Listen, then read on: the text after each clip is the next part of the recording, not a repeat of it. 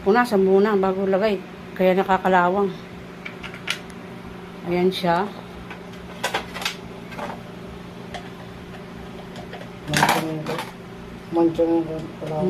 Patungan lang naman yan yung nagkalawang siya. Yan sa patungan dati kasi pinalitan namin ng stainless para hindi na siya magkalawang. Ayaw na matanggal kahit lagyan ko ng chlorine. Yan na. Makikita ng tubig. Bilis, di ba?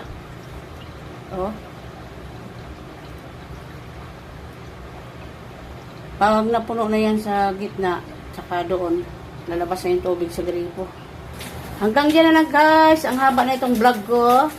Thank you so much. God bless sa ating lahat. Happy Sunday. Ingat kayo palagi. Oh, wow. Bye-bye.